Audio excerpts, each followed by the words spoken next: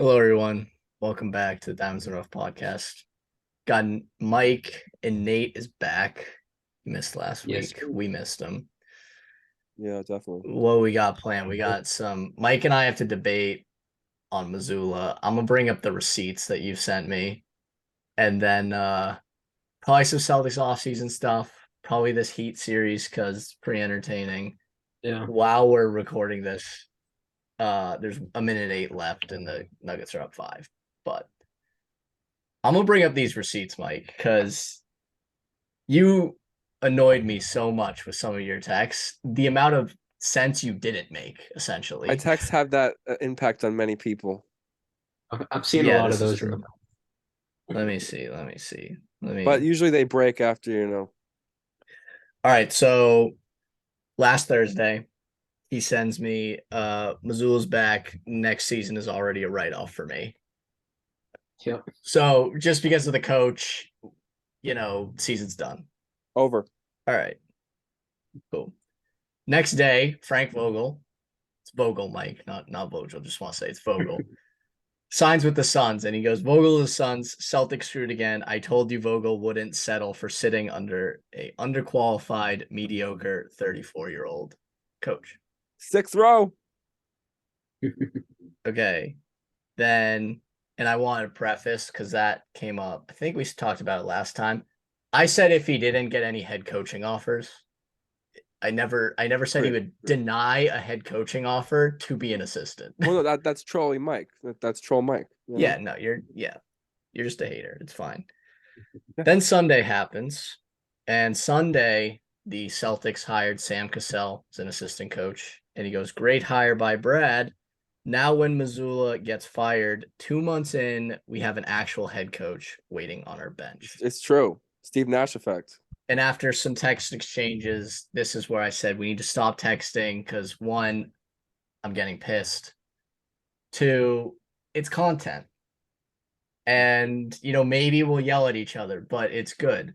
So, when it came to the Missoula coming back, obviously I pushed back a little bit, but I can understand if someone's not a fan of them.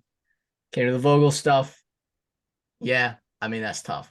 When it came to the Sam Cassell deal, which I want to preface, great hire to have as assistant coach. Not saying he isn't. Here is my issue with this statement that you said. First off, you said now when Missoula gets fired in 2 months. What does it take for Missoula to get fired after 2 months? Because in 2 months, you're playing like 20 games. So it's the Brooklyn Nets guideline. So Steve Nash, one of the worst coaches to ever do it. They brought him back, which was the dumbest decision, since Kyrie joined Boston. And they brought him back, and Brooklyn, stunk it up. But they still had a chance to make the playoffs. And what did they do? They fired Steve Nash and got Jacques Vaughn in, and they look like a different team, when the trades happened. But still, they look like a different team. But then Kyrie quit on the team. And for me, I think the Celtics will start off bad next year because they finished really bad this year. And they'll be like the 5th or 6th seed in the first 20 games. And hopefully Missoula gets the cut and our real coach steps up. So you have them going to be like 5 games under 500. I have to see their offseason first. No, I don't have them 5 games under 500. I'm saying they're going to – I just think – I'm just glad that we have a coach there, not Missoula. We have a coach there. Okay, so Missoula was by himself last year, and they had one of the hottest starts ever. So why would it be different next year? Because Missoula has now been exposed. That's why. How has he been exposed? Completely exposed. He can't coach. Okay, well he literally improved throughout. Okay, he's been exposed because he showed his true self. You also agree that coaching is different in the regular season. It's not as intense. Well, correct. So how, like I'm saying, after the regular season, we saw how is he going to mess up in 2 months and get fired? Maybe I'm being a little rushing the process here. You are. I think Nate would agree. Let's just make this a prediction instead of rushing it. I truly believe Missoula is out after next season or sometime during next season, and they will promote Sam Cassell to head coach. I truly believe this. I believe this is a future head coach hiring. I don't see this as an assistant coach hiring because they interviewed Sam Cassell in 2021 when they were interviewing Udoka. And the final three was Udoka, Cassell, and Chauncey Billups. I mean, So it it's not it like was they all- had just Udoka was the front man, like he was the head candidate that whole time. correct. Sam Cassell's been an assistant for what, 20 years? He had other offers that season, I'm pretty sure. He just fits perfectly as an assistant. This is a perfect assistant hire. But Missoula gets the coach after being on the sixth. He made the seed, Eastern second Conference row. Finals. Bro, anyone can make the Yeah, the Eastern He second Conference made. Finals with that roster. Wait, you can't say anyone can make the Eastern I can make Conference the Eastern Finals. All Conference right, he Finals with made that the roster, Eastern bro. Conference Jalen Finals Brown, shoot the first ball. year. He finds out he's a head coach a day before media day. They are down 3-0, and he actually makes good decisions to get them to even get to Game 7. Exactly. If you he had watched the games, you should understand there were good coaching decisions. Even last podcast, I mentioned those good coaching He decisions, and you improved a little agreed. bit, but I'm still completely out on him. right, That's fine, but you can't say okay. he didn't improve. Like, if he Right, showed right. nothing, he would have been fired. He did show nothing, and then he got No, he bailed out didn't. because his He team. did not show The nothing. first 3 games he did. Right. First okay, three games. okay. Wait, okay. You're saying no blame goes on the players for those 3 losses. All coaching. I'm blaming the players too. Last week I blamed the players too. I'm not a Jalen Brown supermax guy right now, am I? Well, that's a different discussion. I also think that's dumb, but we can get into that later. Well, we already got into it, but the players look. I've been saying like the coach is always the overrated position in that league. It's more on the players. However, when a coach sticks out so poorly, like the Brett Browns of the world, like the Steve Nashes of the world, like the Joe Mazzulas of the world, I can't unsee what I've already seen. Yes, they came back and the players saved the coach. Good for the players. You lost How the did the series when you went players save down the coach? because the players didn't want to lose their boy who lets them do anything they want. But the So, coach made decisions to help them win. We've talked about that. Like, I we've mean, you're talked down about this and 3-0. agreed. What? I mean, you're down 3-0. So the made last Celtics did not show up Game 3. I don't think there's any coaching adjustment you can make to win that. Right? Missoula is the coach next season, so congratulations on that.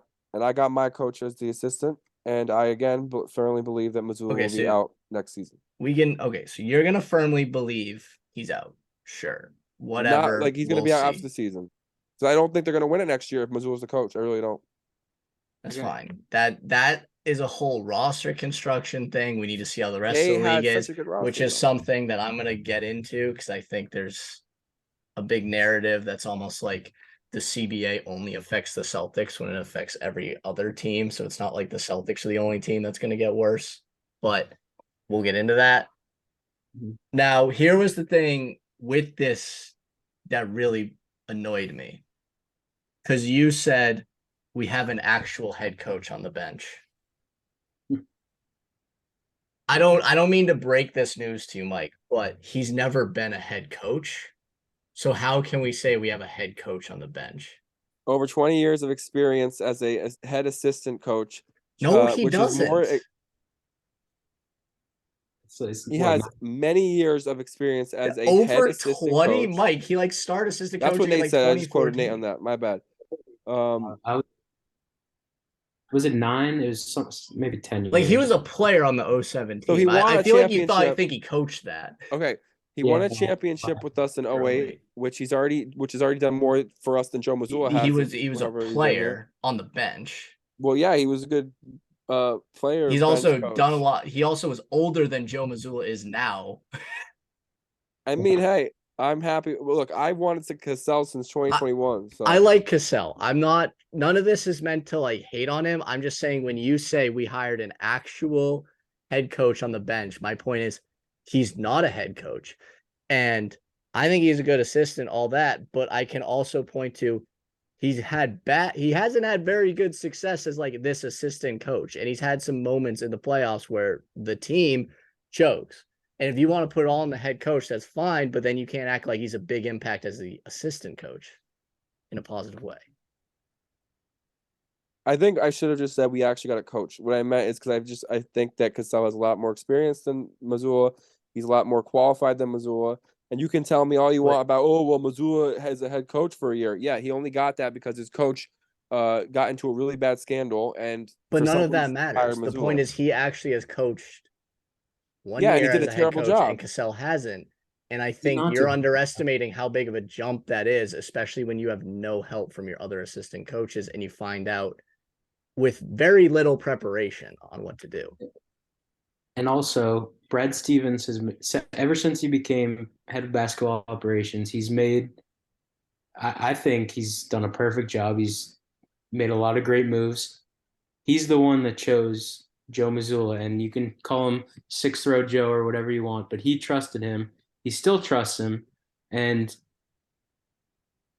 throughout the whole playoffs, yeah, he had a lot of bad stretches. He had some questionable decisions, but every series he made the adjustments later on in the series. Yes, he did. They were down 3-2 in the Sixers series. They came back and won that series. They were down 3-0 in the Heat series. They almost came back and won that series. Game 7 happens. Tatum doesn't get injured. Who knows how that goes? It's his first season. You don't think that he can make these adjustments that he's been making all playoffs in his second season and throughout. He keeps growing. He's what, 35 years old? Like He's he's gonna be 35. 35. The Like plenty of room to grow. And I understand that maybe he might not be the guy, but I'm willing to give him that chance. He did so well at the beginning of the regular season, and he coached fine stretches in the playoffs. And it didn't go how we wanted, but we got to Game 7 in the Eastern Conference Finals. against the 8 seeded Heat and lost when we were the favorites. They beat the number one. Giannis was out the first round. The second round, they He played wasn't. the He missed 2 games, and they won Giannis. one. Yeah, Giannis was out the first 3 games. I think, Actually, Mike, I really think it's tough to crap on the Heat because they're an 8 seed when it comes to the fact that Denver had never lost a home game. That includes when they played the Suns, who you are so high on the Suns, and the Lakers. What do you mean? Why are you? Suns. What, you think they're trash? ZP 0 rings. That has nothing to do with that series. There's KD and Devin Booker. I think Devin Booker's the most overrated player in the world. Bro, you're gonna get canceled after that one. That's a wild statement. But do you have any other thoughts on the The Missoula Lakers. thing? I hate the Lakers. No, I never said you liked them. My point is Denver didn't lose a home game until they played the Heat. So I think it's really tough to go, oh, they're an 8 seed when it's like clearly they're good. They made the Eastern Conference Finals last year. It took them a while to figure out their identity. Had a lot of injuries. And they have one of, I would say, probably the best head coach I don't even think it's in the close. league.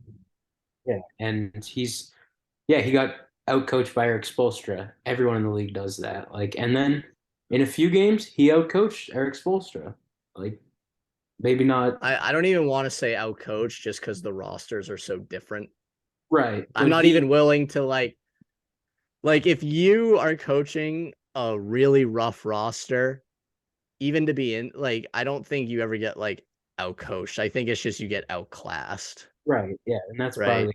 But Still got to make good coaching decisions on the other side. But he's on his level. So maybe he wasn't outcoached, but he won the games. He made decisions he had to make to win the game.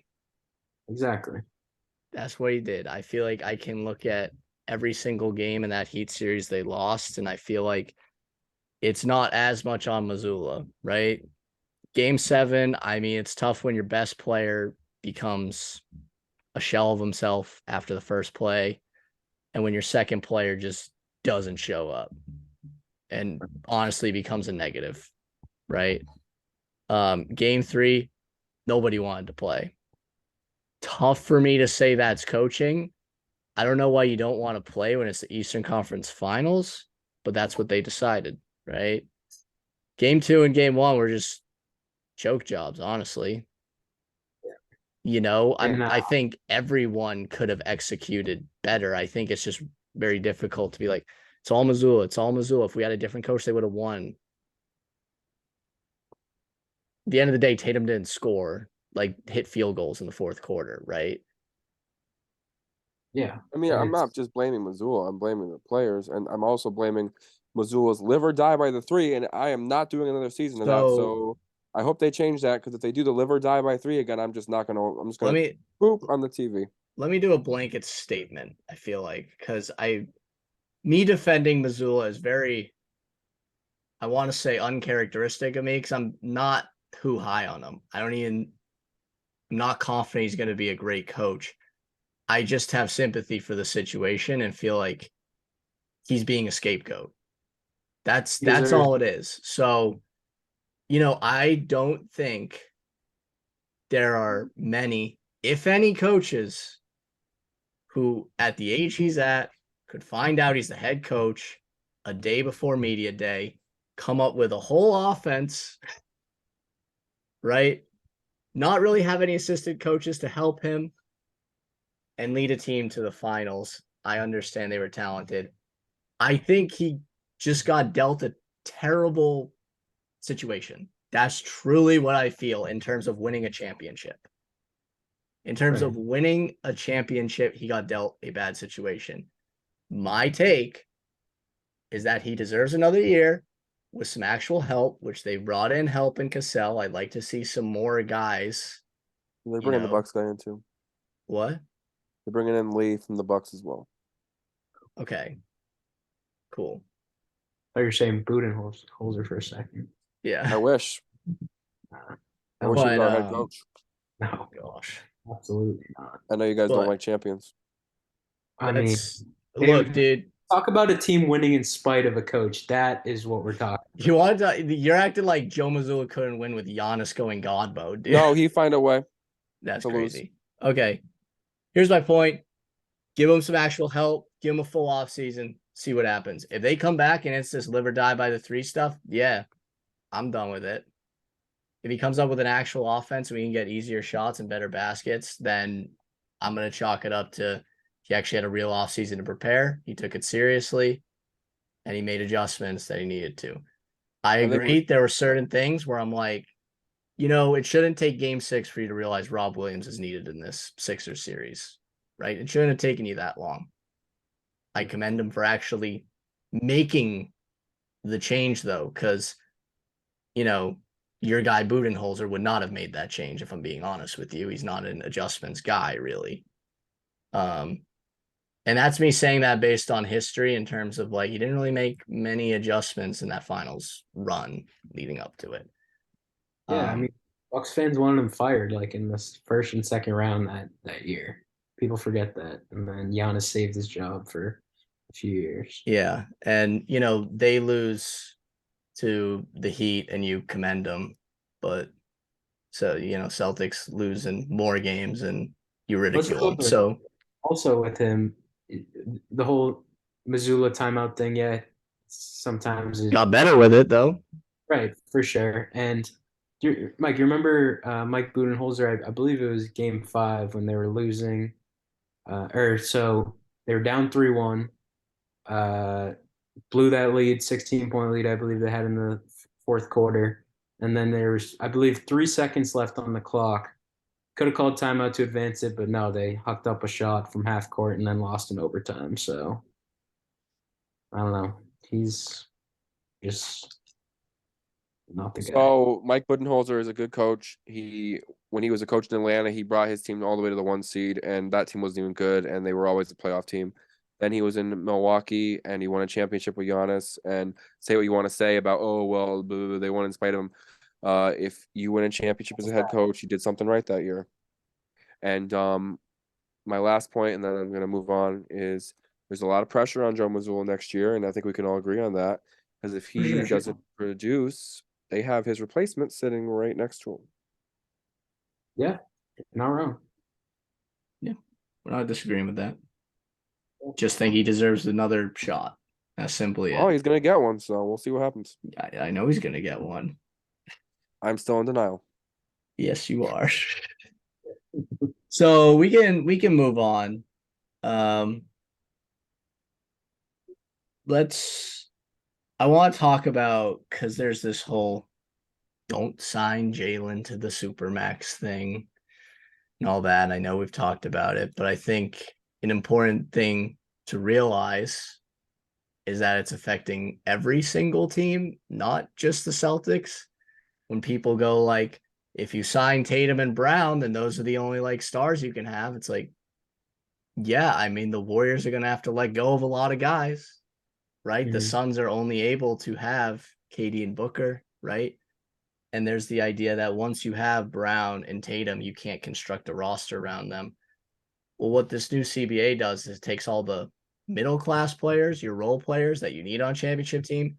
Those salaries are going to come crashing down because teams aren't able to pay like, you know, Duncan Robinson 18 million a year, right? You're not going to be able to do those types of deals for role players or specialists like that. Those guys are going to be making cheap money. So I think that's something to consider when you go, oh, we're not going to keep this all NBA talent who's 26, who's only been here, who Jason Tatum wants to stay. Yeah, And they've made four Eastern Conferences together. yeah. My thing is, we kind of touched on this a couple pods ago too. It's just like the second things, and it's not even like things are going wrong. It's just obviously they haven't gotten past that next hump. Everyone just goes straight to, oh, let's get rid of one of your best players, second team All NBA, one of the best players in the NBA. I still think so. He had a tough series and a really bad last game, but messing up something like you said, they made the Eastern Conference Finals 4 times. It just really doesn't make sense to mess with something that obviously isn't working to the fullest extent, but is getting them in the hunt every year, always have a chance to win a title, and just came one, who knows, twisted ankle short this year. Just and like you said, John, Jason Tatum has said you have to re-sign Jaylen Brown. And if you want to say, oh, they should re-sign him, but just not to a supermax, That's he's not gonna how it get the works. supermax. He's getting the supermax. Like he's not gonna say, no, I'm not gonna take less. He's gonna if they don't offer him the supermax, he's gone. So just really doesn't make sense to blow away, just blow it up. But He has the leverage, right? Like if you go, we're not going to pay the supermax, he's saying, I have no problem going to another place. I really don't. And he hasn't really been treated the best here. So part of me is like, he might sign the supermax, and after a year or two, be like, this isn't for me. Would not shock me, right? But it's not always better on the other side, right? So Mike, you're saying you wouldn't sign to a supermax. You stand by that, right? Well, we had a conversation last week though about how if you sign him to a super max, it's not the end of the world because Tatum is going to have his super max for another 2 years, so you still have 2 years of flexibility. Um, Even if you do sign him to a super max, so it's a tough decision. But if you have to do it, you have to do it. But obviously, I would avoid it. But it's not the end of the world if you do, because you still have 2 more years to figure out if you can win a championship with both of them. And if that doesn't work, then before you give Tatum his super max, you can move on from Brown. I don't even think it's a tough decision though. That's why I get like, because it's Well, like, it's not a tough decision now. It's a tough decision in 2 years. yeah, because yeah, at I that mean, point, if it still hasn't worked, then it's like, all right, yeah, I think it's run its well, course. yeah, if after, right, because it's also like, I believe Brown's gonna get better, right? I feel like he hasn't hit his full potential yet. Now, if after like a year it's like the same stuff again, and it's like, okay, kind of capped out with it, right? Um, so I think it's like so obvious to re-sign him. And the fact that people are even discussing like, oh, Simons and the number 3 pick is enticing. That is not even close to Jaylen Brown value, right? That's the dumbest. I just think that's so stupid. And then if you like let Brown go, Tatum's leaving. So it's not worth resetting. You've had success. I can we're truly lucky. We don't realize it, but like that the Eastern Conference is like a failure. it's stale. Like, I you know disagree what with the that. Washington Wizards would do for an Eastern Conference Finals? You know what Yeah. the Charlotte Hornets would do for an Eastern Conference Finals? They Like, there's a paid lot of teams that have zero success. Yeah, but we're the Oh, best. and these two guys together haven't even hit their like prime when all the other superstars in history have won titles. Is that age of 27, right? Or older. There's obviously some anomalies in there. But they haven't even hit that age. And they haven't won a title, but they've had probably more success than a lot of other guys at their age. So, I think it's just a little ridiculous to be like they can't do it. We've seen enough. They clearly can't do it. They might not be able to, not putting it past them, but it's not like they're heading towards the downside of their career. Yeah, I think it's pretty clear the past couple years, and obviously Jalen has had his struggles in this series, obviously, and then the finals last year. They just gotta fit the pieces around these guys. They are the reasons that they've been in the Eastern Conference Finals so many times over the years. They're the reasons that they're in it every year. They just got to find the right pieces, and it seemed like this was the right situation. Then obviously Al really started falling off towards the end of the playoffs. Rodman got injured, so I think they just got to find those next pieces. That's who it's really more on, and that's what I'm excited to see this offseason, just how they fill those extra pieces. Who's gone, who's staying. Should just be interesting to see how they really try to put those final pieces to a championship puzzle together. Yeah, to me, it's more offensive scheme related, truthfully, which, yeah, we're not going to talk about the coaching stuff more, but I like to see full offense or full off season, a real off season, multiple smart guys working together to try to figure it out.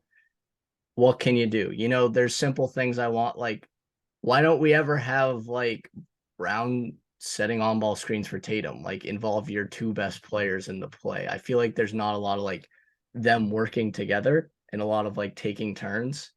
And that's just Yeah. a very predictable offense, extremely Mhm. predictable. And when it's literally like we only want to shoot threes, as we saw, what happens if you don't hit the threes? Well, you lose. They're too talented to rely on one method to win games. For sure. So, Yeah. Mike, do you have any other thoughts on that or I think I summed it up pretty well last week, so I'm gonna leave it at that. fair enough? Let's talk this NBA finals, which I feel like isn't getting enough love or attention. Mhm. And honestly, it's on the NBA. I think they were kind of pushing this idea of Celtics Lakers a lot. Even the Nuggets sweep the Lakers and the media is blown away because LeBron might retire. Yeah, he's not retiring.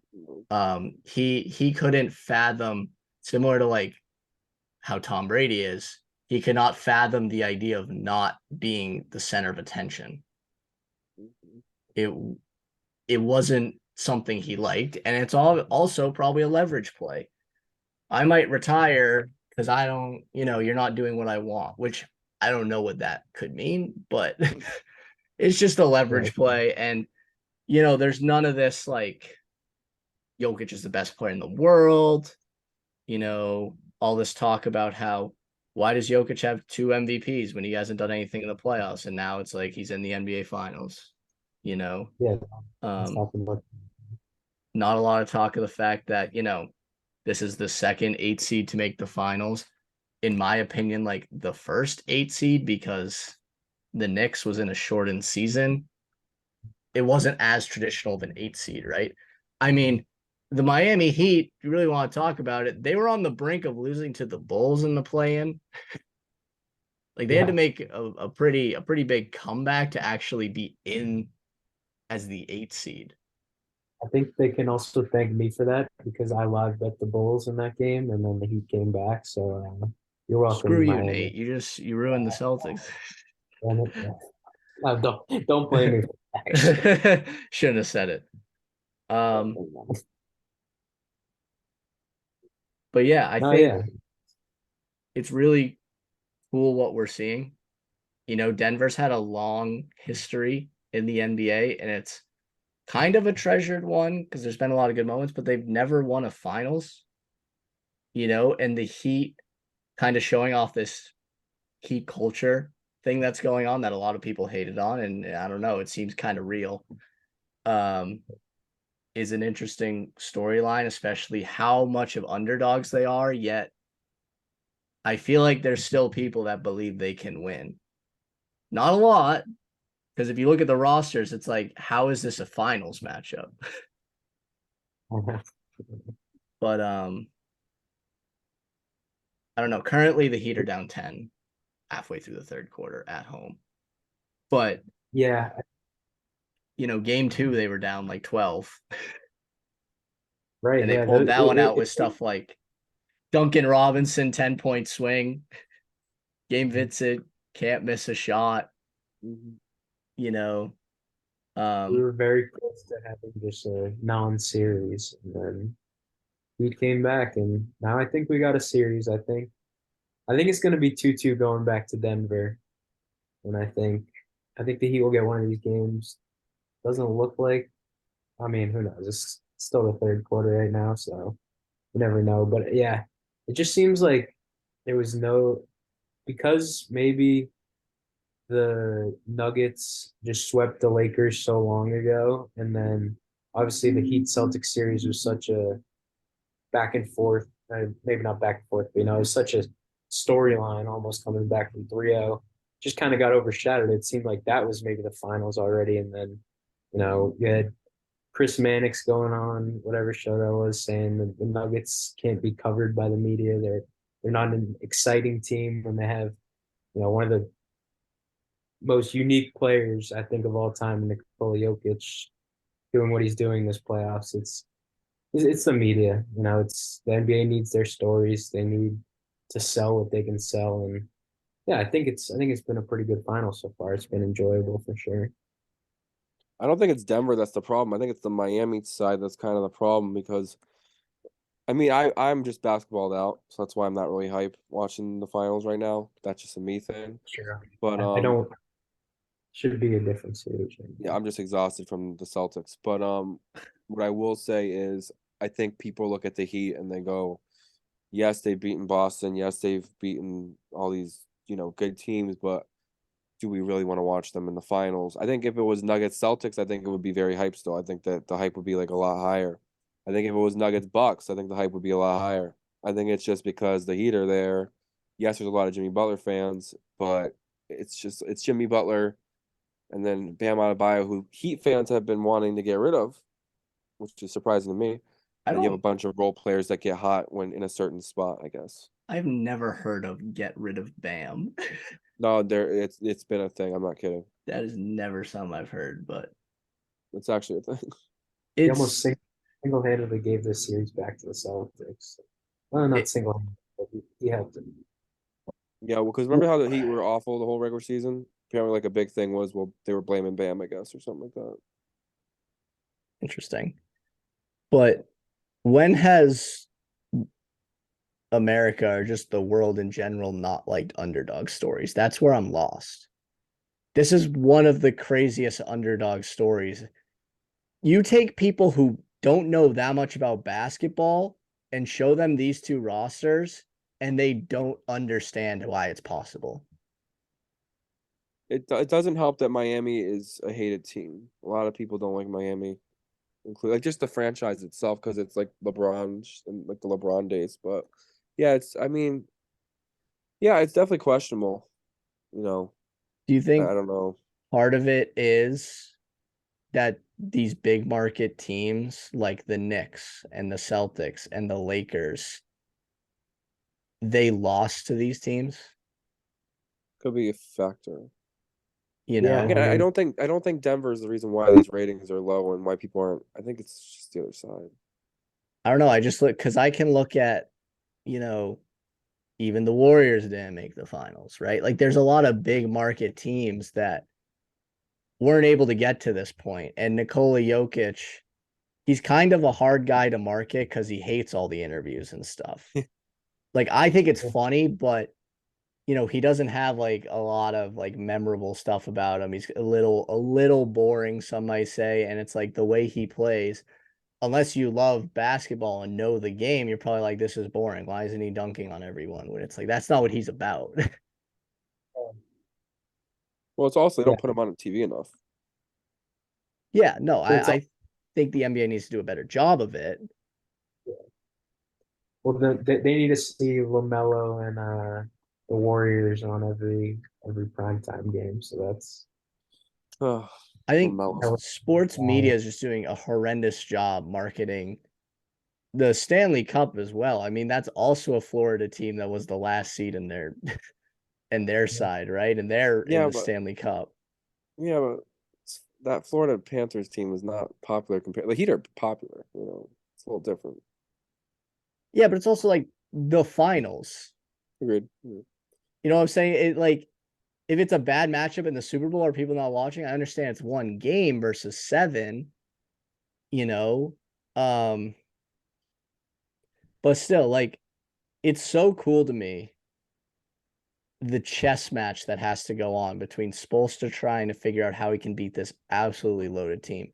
Because the Heat, especially from a coaching standpoint, have to be perfect to win. They literally do. I mean, you look at that game 2 loss and game 2 win in Denver they had. It took Duncan Robinson going on a 10-0 run. It took Gabe Vincent not missing shots. It takes Bam Adebayo playing like a top 3 center. It takes, we're going to let Jokic get 41 and we need to figure out how we can limit his passing ability. Imagine like your game plan, which he said it's not, but let's be real here. If you are allowing Jokic to be singled up and get 7 to 8 dribbles, you're trying to take away his passing because no one can stop him if he has that many dribbles. He's 7'2", 290 pounds, right? No one's able to stop that. So they're letting him score and trying to figure out how they can win by limiting Murray, Porter, all the other surrounding pieces from them. It's remarkable that they are the only team to beat Denver in the playoffs this postseason at home. They were undefeated before that. It is, and that's coaching right there. That's coaching, and it just doesn't get enough credit. We're taking Duncan Robinson, who was benched for like 75% of the season. Considered the worst contract in the NBA, which it's still probably not a great contract. But he's making huge moments in the finals. You're taking Strus, a guy who got cut by the Celtics. He's scoring like 12 in the first quarter, hitting all his threes when before game 1, he couldn't hit threes, and it was this guy stinks. Yeah. It's just the Heat have this thing, and I don't understand of just when you count them out, all of a sudden it's like, oh, Duncan Robinson can't miss. Oh, Caleb Martin is prime Michael Jordan. Like they just have these things, and it's wild to me. And it doesn't get talked about enough. And Spoelstra, I don't care how much they actually did talk about him, he doesn't get enough credit for what he's doing in my mind. For sure. Yeah. And it's, you mentioned all those guys, Duncan, Gabe Vincent, Caleb Martin, Strus. And obviously it's the whole Heat culture or whatever, and the whole system, but everyone or the whole media talking about them just being like undrafted and harping on that the whole time, it takes away from them too, because they deserve so much credit for stepping up in these situations, having the balls to take any shot. Like Max Strus went what was it 0 for 10 in game 1, and he horrendous game 1. He had 4 threes I think in the first quarter. In the next game, that's just a shooter's mentality. That's a guy that doesn't back down, and I hate it. I hate them for it that they did it against the Celtics too, but that's just shows the type of heart that those guys have. And another reason why it's crazy that this is viewed to not be a great finals because that's another underdog story that people should be rooting for. I'm not rooting for the Heat still. Still want the Nuggets to win, but America seems like they would gravitate to guys like that. I've been open that I'm rooting for the Heat, but just a little rant I wanted to do because I feel like this is, to me, not like the best series in the playoffs, but this is a super enjoyable series for me. And I feel like this is the direction I like basketball to go into. You know, Ross. in the sense where the chess match is so intense of how can Spoelstra figure out to take these guys and get a win to beat them. Because like you really think about it, you can look at every single matchup. Miami, other than Jimmy Butler, Miami loses, right? Their second best player, great player, Bam. I mean, he's 6'9" going against Jokic. He's a DPOY candidate every year. And truly, I mean, he's done a great job on both sides of the ball so far, but he doesn't have a chance versus Jokic because he's that good. I don't think anyone does. Right. You can just take the best defender on any team and just put them in a blender anytime they want. So, like, how are the Heat down 16 with 2 minutes in the third? And I'm not putting it past them that they could do it. They're an 8 seed with a terrible roster. Against did the Nuggets have the best record? No. I mean, best record in the West. The Celtics would have had home court if they won, but they didn't. Right. Weren't we the 2 seed though? Yes, but we had a better record. I like that they do that though. So the Milwaukee Bucks had the best record in the league. Yes, with Mike Budenholzer coaching them, and then lost. Lost in round 1. Yeah. Right, Mike. Regular season, hang a banner. I was curious how if you're going to use Missoula's regular season, I'll use Budenholzer's regular season. We're not. We're using the whole situation. We're back to Missoula. We're not doing the coaching stuff anymore. I wanted to intro that so we could put it to bed. We can agree to disagree, but I wanted to have the discussion rather than texting back and forth with you. That's all it was. Got to make content out of it. Yeah, exactly. But even just the fact that the Heat are doing this stupid zone and it kind of works. All right, I'm off it. Just it deserves more credit, and I wish it got the attention it deserves. But do you guys have any other closing thoughts or wrap it up there? Banner 18 coming next year. Oh, that's wild. No, we'll see. Hopefully. I'm a big no on anyone named Chris Paul coming near my Celtics. Okay. Should we do a quick little thing on that? Yeah, might as well. Chris Paul just got waived, which again goes to the CBA thing about how like you can only really have 2 players, and it doesn't just affect the Celtics. The Suns had to waive Chris Paul, who is a shell of himself. He's old. He's aging. Mike is, I don't want him at all. That's what Mike's saying. Vetmin, he said he wouldn't take him. $1 he said he wouldn't take him. $1 he said he wouldn't take him. No, I wouldn't take James Harden for $1 right now on the Celtics. What? What are you on, man? You know what I mean? They're just these players. They like Chris Paul. I don't know how you can say this. Because I know now the whole offseason I'm going to have to listen to Celtics fans going, oh, he's a playmaker. Oh, I don't want Chris Paul. Nobody's saying he's like the number 1 target or anything. It's just, it's. I hope he goes to the Lakers. I just look at Chris Paul and I see all the changes he's made to the teams he's gone on in a positive way. I mean, truthfully. What does he have? He's been on the franchise record for team wins on 3 different teams.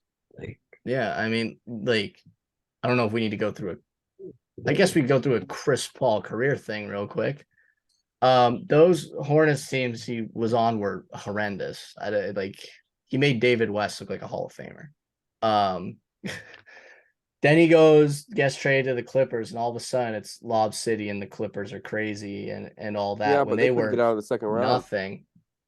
Yeah, but I'm saying before then they were nothing.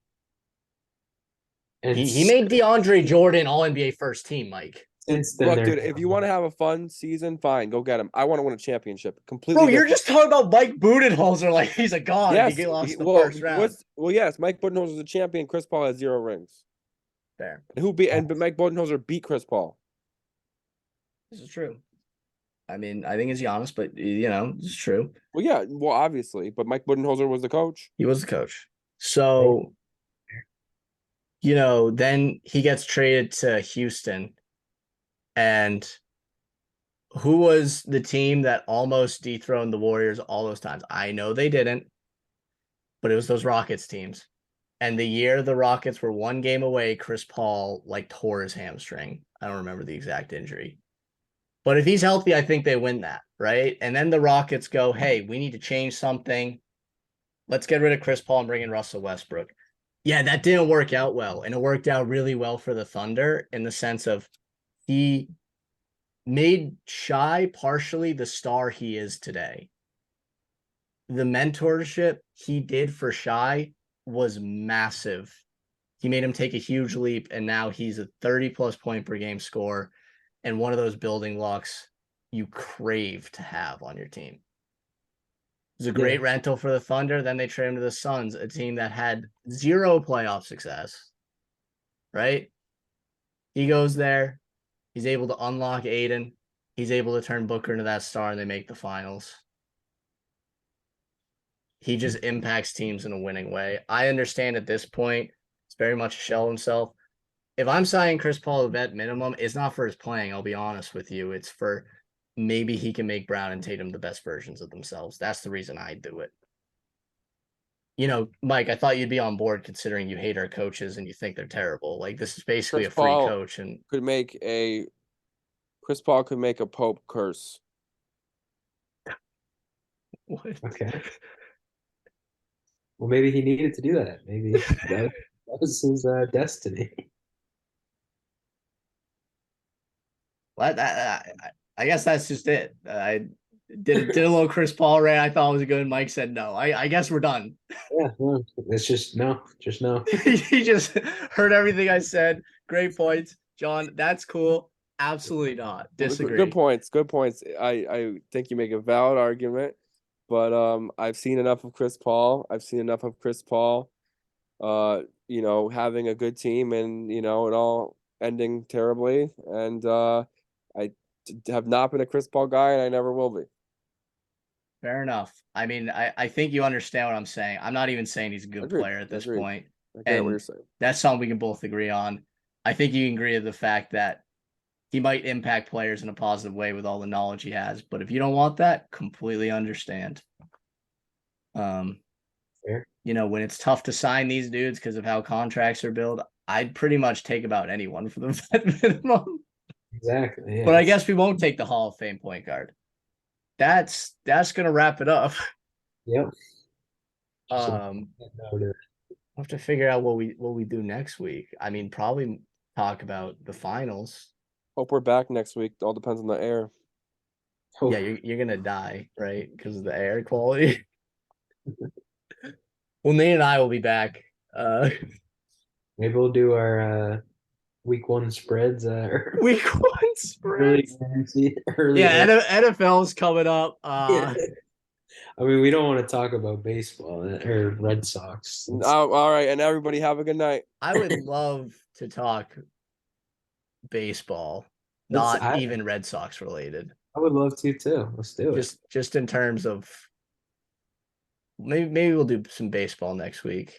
Mainly a certain man named Alec Manoah needs a discussion. Yeah. But we'll say that for next week, I guess. So thank you everyone for tuning in, and we'll be back. See ya.